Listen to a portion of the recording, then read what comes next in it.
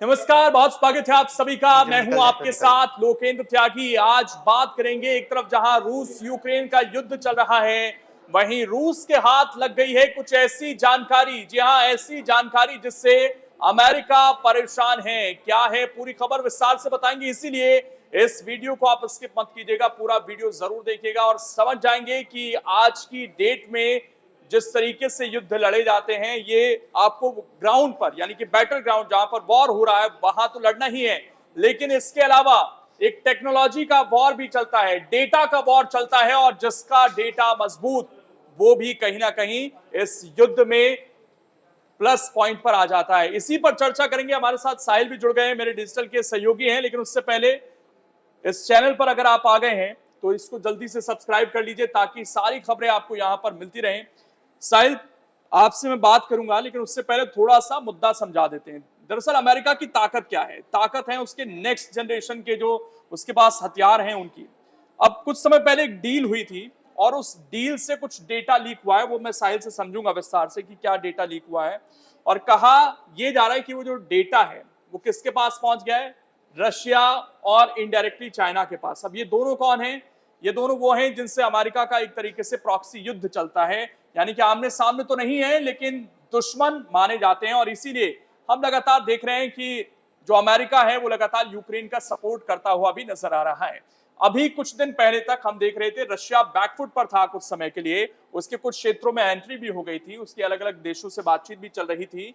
लेकिन जब ये खबर निकल कर आई है कि भाई डेटा और वो रशिया के हाथ लग गया है, तो उसका कैसे इस्तेमाल वो कर सकता है, इसी को थोड़ा समझेंगे। साहिल, पहले पूरी खबर क्या है एक बार बता दीजिए कि क्या डेटा लीक हो गया है जिससे अमेरिका टेंशन में, उसके बाद इसके जो मतलब है उसको और थोड़ा समझने की कोशिश करेंगे। देखिए, सबसे बड़ी बात ये है कि अमेरिका की सबसे बड़ी पावर ही उसके वेपन्स हैं, जो नेक्स्ट जनरेशन वेपन्स हैं उसके पास, या 5th जनरेशन के जितने उसके जेट्स हैं, ये उसकी सबसे बड़ी पावर है।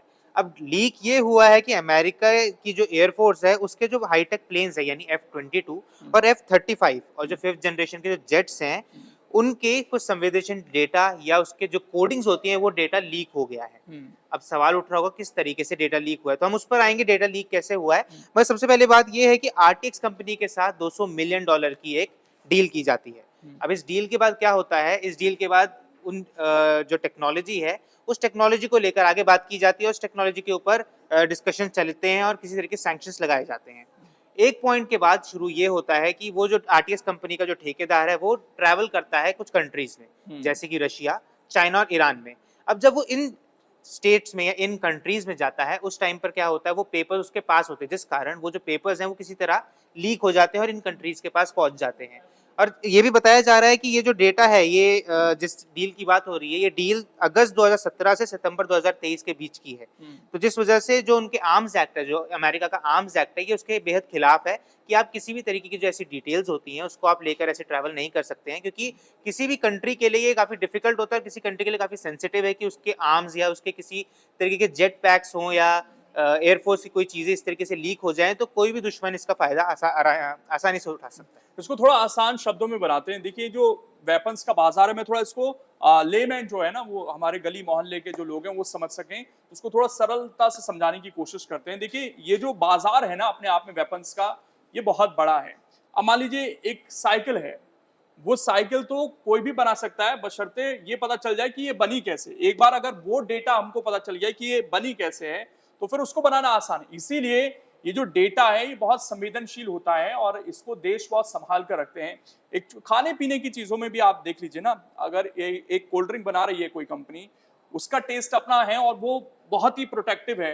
वो अगर किसी के साथ उसने साझा कर दिया तो उसके कॉम्पिटिटर खड़े हो जाएंगे, या उसकी तो सारी जो एक तरीके से मोनोपोली है वो खत्म हो जाएगी। इसीलिए जो डेटा है उसको बहुत संवेदनशील माना जा रहा है।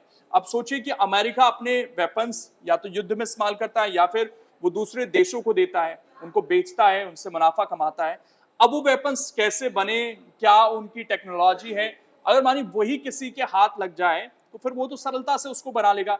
इसीलिए इसको कहा जा रहा है कि अमेरिका के लिए खतरा है।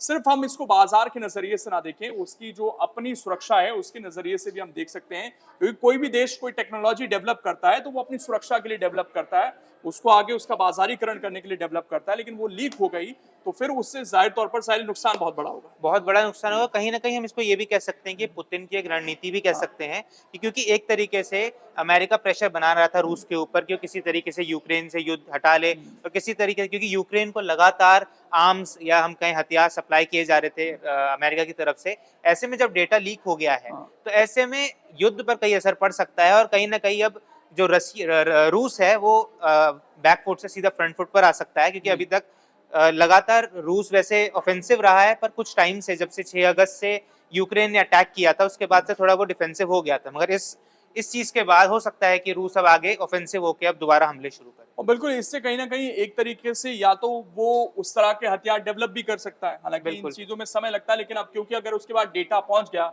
या तो जो अमेरिका के वेपन्स है उनकी कोई कार्ड भी निकाल सकता है, इसे एक तरीके से देखें, ताकि उनका जो असर है, अगर युद्ध में मान लीजिए वो 5th जनरेशन के वेपन्स आ रहे हैं अमेरिका के, और सामने वाली को पता चल जाए दुश्मन को कि भाई ये काम कैसे करते हैं, तो उसकी कार्ड निकालना शायद थोड़ा आसान हो सकता है। बिल्कुल, बहुत आसान हो जाएगा उसकी कार्ड निकालना, और उसकी कार्ड निकालने से एक चीज होगी कि जितने अमेरिका के वेपन्स होंगे उनकी कार्ड निकलने के बाद उसका डिफेंस करना काफी इजी हो जाएगा। अगर हम बात करें किसी जेट की या किसी एयरक्राफ्ट की, वो जो मिसाइल लॉन्च करता है या मिसाइल ड्रॉप करता है, अगर जब वो मिसाइल ड्रॉप हो रही है, अगर ड्रॉप होने से पहले ही हमें उसकी कार्ड पता है कि उसको किस रेंज के अंदर हम डिस्ट्रॉय कर सकते हैं, किस रेंज के अंदर उसको निष्क्रिय कर सकते हैं, तो कहीं ना कहीं फिर ये रूस के लिए बहुत अच्छी बात हो जाएगी, और वो काफी एक एडवांटेज में रहेंगे। उसकी जो यूएसपी है वो एक तरीके से यहाँ पर खत्म हो जाएगी, तो ये एक बड़ा खतरा है इस वक्त। और ये खबर ऐसे समय में आई है साहिल, जब वॉर अभी चल रहा है और अमेरिका लगातार रूस को धमकाने की कोशिश कर रहा है, उस पर सैंक्शन लगाने की कोशिश कर रहा है।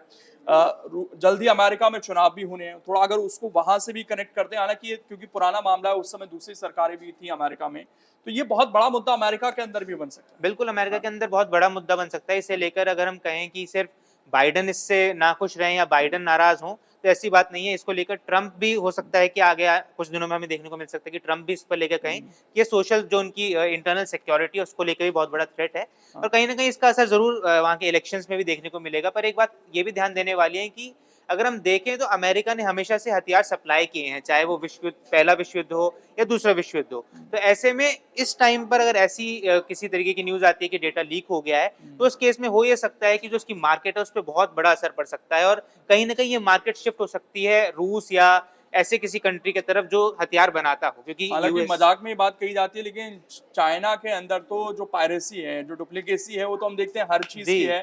तो भाई अगर हथियारों की हो जाएगी, हालांकि हथियार एक बहुत सेंसिटिव मसला है, उसको हम अन्य चीजों से नहीं जोड़ सकते, लेकिन चाइना तो इस चीज में बखूबी मास्टर है वैसे। बिल्कुल, चाइना इस चीज में बखूबी मास्टर। हम मजाक में कह भी देते हैं कि चाइना किसी भी चीज का डुप्लीकेट बनाने में काफी माहिर है। तो अगर ऐसे में वेपन्स वैसे काफी मुश्किल होता है ये, बट अगर हाँ कर लेता है अगर चाइना ये, तो कहीं ना कहीं उसी वेपन को वो कम रेट पर बेच सकता है, कम भाव पर मार्केट में बेच सकता है, और उसके बाद होगा ये कि जो पूरी मार्केट है, जो भी अमेरिका से ये सब खरीदती है, वो कहीं ना कहीं चाइना की तरफ शिफ्ट हो जाएगी, क्योंकि चाइना कहीं ना कहीं ये चाहता है कि वो किसी भी तरह अमेरिका को ओवरशैडो करके बड़ी अर्थव्यवस्था। तो देखिए 3 इश्यूज इसमें बन रहे हैं। एक तो अब देखना यह है कि ये जो जानकारी आई है, इसका फिलहाल जो युद्ध चल रहा है उस पर क्या असर होता है, आने वाले समय में अमेरिका के चुनाव पर क्या असर होता है, कितना बड़ा ये मुद्दा बनता है, और अमेरिका की जो इंटरनल सिक्योरिटी है उसको कितना हार्म करता है, और जो उसका व्यापार है इस चीज से जुड़ा हुआ उसको कितना हार्म करता है। ये आने वाले समय में एक बहुत बड़ा इशू जो है हमें देखने को मिलता हुआ दिखेगा, और इस पर आगे क्या अपडेट्स होते हैं, क्या इस पर नई चीजें निकलकर सामने आते हैं, वो सारी चीजें आपको यहाँ पर जानने को मिलेंगी। इसलिए इस चैनल को फटाफट सब्सक्राइब कर लीजिए, ताकि कोई भी वीडियो आपसे छूटे ना, और जो एक बेल आइकन आपको दिख रहा है उसको जरूर प्रेस कर लीजिएगा, ताकि नोटिफिकेशन आपको समय समय पर हमारे मिलते रहे। फिलहाल बहुत बहुत शुक्रिया आपका जुड़ने के लिए।